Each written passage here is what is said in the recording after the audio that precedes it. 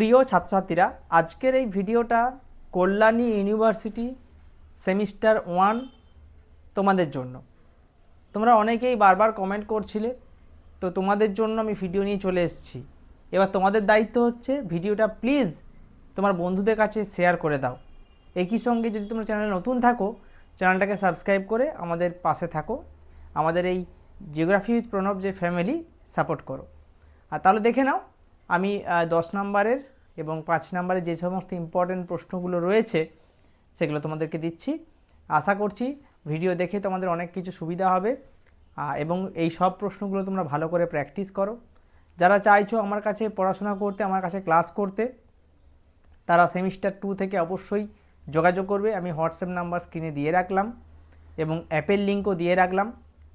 সেখান থেকে তোমরা অ্যাপের লিঙ্ক ডেসক্রিপশানে পেয়ে যাবে, কমেন্ট বক্সে পেয়ে যাবে, ডাউনলোড করে রাখো। তো দেখো, কল্যাণী ইউনিভার্সিটি যেখানে সেমিস্টার 1 সাজেশন আমরা দিচ্ছি।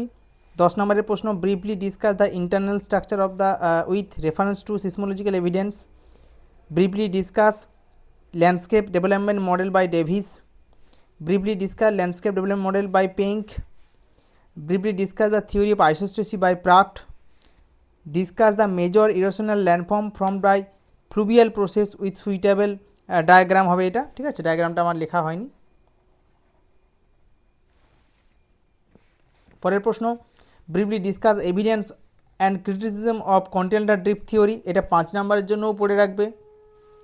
Discuss the river network on uniclinal structure, যেগুলো স্টার মার্ক ডবল স্টার দেওয়া আছে সেগুলো বেশি ইম্পর্টেন্ট, নোট ডাউন করে রাখবে। 5 মার্কসের distinguish between sial and sima, distinguish between fault and fold, write a short note on palaeomagnetism, discuss the causes of earthquake, distinguish between P wave and S wave, discuss the structural component of a fault, discuss the classification of fault. Next, পরবর্তী দেখো, write a short note on fundamental principle of geomorphology, এটাও কিন্তু 10 মার্কসেরও আসতে পারে, সেরকমভাবে পড়ে রাখবে।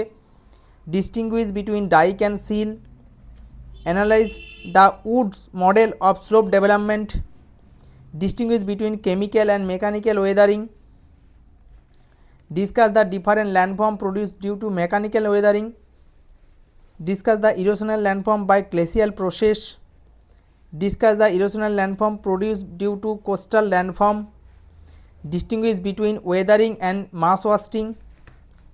হয়ে গেল 15টা প্রশ্ন। এগুলো তোমরা ভালো করে প্র্যাকটিস করো, ভিডিও লাইক শেয়ার কমেন্ট অবশ্যই করো।